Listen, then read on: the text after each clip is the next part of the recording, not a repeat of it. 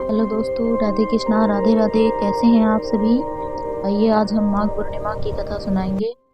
माघ मास में पड़ने वाली पूर्णिमा तिथि का शास्त्रों में बेहद खास महत्व बताया गया है।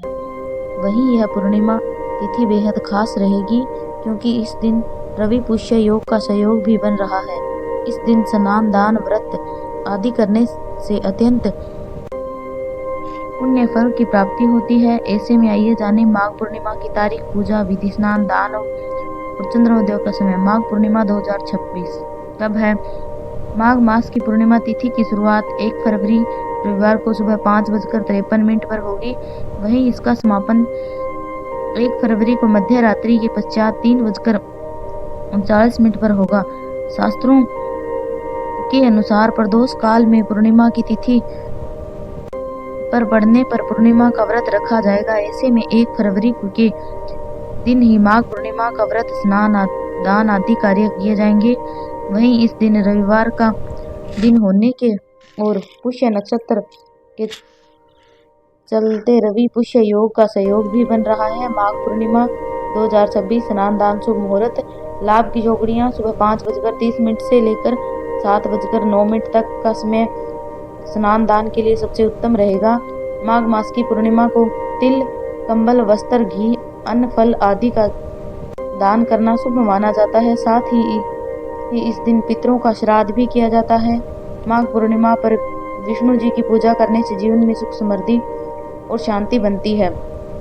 व्रत कथा। पौराणिक कथा में वर्णन मिलता है कि किसी नगर में धनेश्वर नामक का एक ब्राह्मण रहता था। उसकी पत्नी रूपवती, पतिव्रता और सर्व गुण संपन्न थी।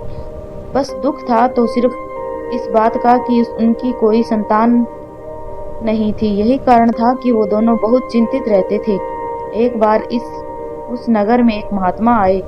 वो नगर के सभी लोगों से दान लेते थे, लेकिन धनेश्वर की पत्नी जब भी उन्हें दान देने जाती तो वो उसे लेने से मना कर देते। एक दिन धनेश्वर ने उन महात्मा के पास जाकर पूछा, हे महात्मजन, आप नगर के सभी लोगों से दान लेते हैं, लेकिन मेरी पत्नी के हाथ का दान क्यों नहीं स्वीकार करते? हमसे अगर कोई भूल हुई हो तो हम ब्राह्मण दंपति आपसे क्षमा याचना करते हैं। महात्मा बोले, नहीं विप्र, तुम तो बहुत ही विनम्र और हमेशा आदर सत्कार करने वाले ब्राह्मण हो, तुमसे भूल तो कदापि नहीं हो सकती। महात्मा की बात सुनकर धनेश्वर हाथ जोड़कर बोला, हे मुनीश्वर, फिर आखिर क्या कारण है? कृपा करके हमें उससे अवगत करवाएं। इस पर महात्मा बोले, हे विप्र, तुम्हारे कोई संतान नहीं है और जो दंपति निसंतान हो उसके हाथ से भिक्षा लेना अधम या पापी के हाथ से भिक्षा ग्रहण करने के समान है। तुम्हारे द्वारा दिया गया दान लेने के कारण मेरा पतन हो जाएगा। बस यही कारण है कि मैं तुम दंपति से दान स्वीकार नहीं करता। महात्मा के ये वचन सुनकर धनेश्वर उनके चरणों में गिर पड़ा और विनती करते हुए बोला, हे महात्मजन, संतान ना होना ही तो हम पति पत्नी के जीवन की सबसे बड़ी निराशा है। यदि संतान प्राप्ति का कोई उपाय हो तो बताने की कृपा करें। मुनीश्वर ब्राह्मण का दुख देखकर महात्मा बोले, हे विप्र, तुम्हारे इस कष्ट का निवारण अवश्य है। तुम 16 दिनों तक श्रद्धा पूर्वक काली माता की पूजा करो। माँ प्रसन्न होगी तो उनकी कृपा से अवश्य तुम्हें पुत्र रत्न की प्राप्ति होगी। इतना सुनकर धनेश्वर बहुत खुश हुआ। उसने कृतज्ञता पूर्वक महात्मा का आभार प्रकट किया और घर आकर पत्नी को सारी बात बताई। पति पत्नी को महात्मा के द्वारा बताए गए उपाय से आशा की एक किरण दिखाई दी और धनेश्वर माँ काली की उपासना के लिए वन चला गया। ब्राह्मण ने पूरे 16 दिन तक काली माता की पूजा की और उपवास रखा। उसकी भक्ति देखकर, विनती सुनकर माँ ब्राह्मण के सपने में आई और बोली, हे धनेश्वर, तू निराश मत हो।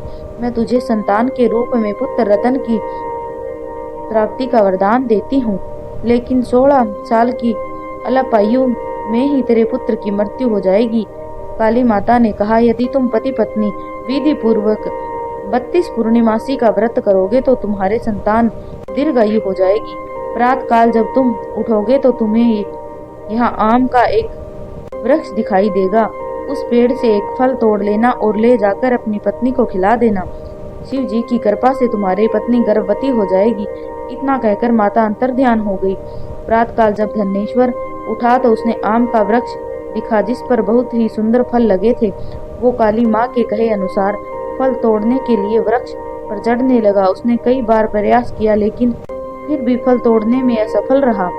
तभी उसने विघ्नहर्ता गणेश भगवान का सुमिरन किया और गणपति जी की कृपा से इस बार वो वृक्ष पर चढ़कर फल तोड़ लाया। धनेश्वर ने अपनी पत्नी को वो फल दिया जिसे खाकर वो कुछ समय बाद गर्भवती हो गई। दंपति काली माँ से के निर्देश के अनुसार हर पूर्णिमा का दीप जलाते रहे। कुछ दिन बाद भगवान शिव की कृपा हुई और ब्राह्मण की पत्नी ने एक सुंदर बेटे को जन्म दिया जिसका नाम उन्होंने देवीदास रखा। जब पुत्र 16 वर्ष का होने को हुआ तो माता पिता को चिंता होने लगी कि इस वर्ष उसकी मृत्यु निश्चित है। दंपति ने देवीदास के मामा को बुलाया और कहा, तुम देवीदास को विद्या अध्ययन के लिए काशी ले जाओ और 1 वर्ष बाद वापस आना। दंपति पूरी आस्था के साथ पूर्णिमासी का व्रत कर पुत्र के दीर्घायु होने की कामना करते रहे। इधर काशी प्रस्थान के बाद मामा भांजे एक गांव में से गुजर रहे थे। वहां एक कन्या का विवाह हो रहा था, परंतु विवाह होने से पूर्व ही उसका वर अंधा हो गया था।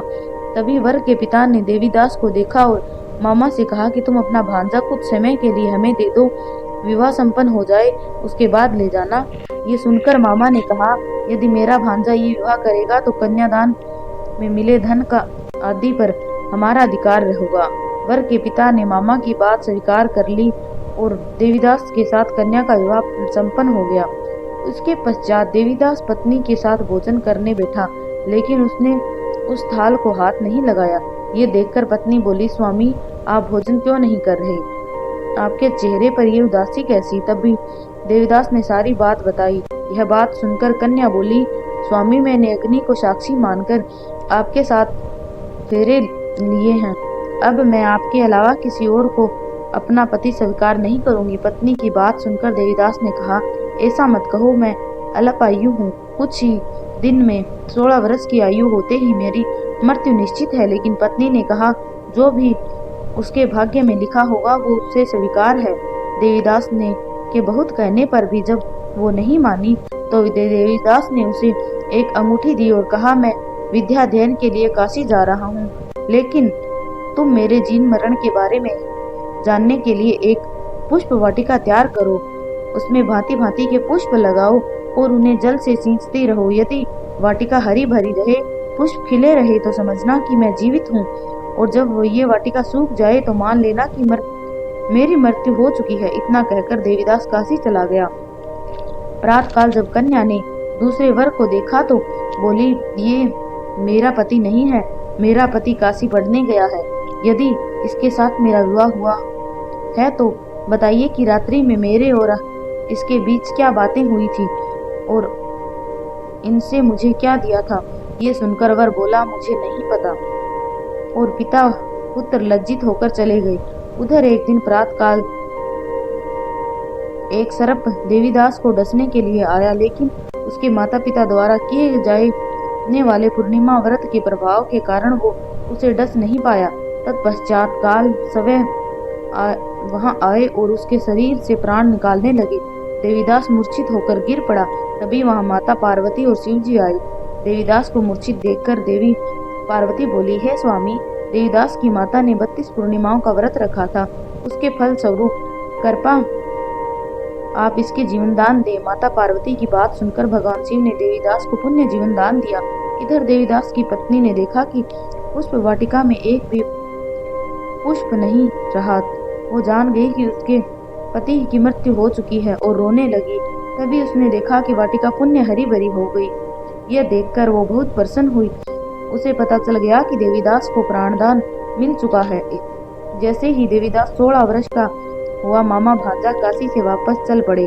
रास्ते में जब वो कन्या के घर गए तो उसने देवीदास को पहचान लिया और अत्यंत प्रसन्न हुई। धनेश्वर और उसकी पत्नी विपुत्र को जीवित पाकर हर्ष से भर गई। पौराणिक मान्यता है कि जो स्त्रियां श्रद्धा पूर्वक पूर्णिमा का व्रत करती हैं और कथाएं सुनती हैं, उन्हें संतान का सुख मिलता है, संकट से मुक्ति मिलती है और समस्त मनोकामनाएं पूर्ण होती हैं। राधे कृष्णा, राधे राधे। आपने अपने मम्मी पापा, भाई बहन, फैमिली सभी को सुनाएं।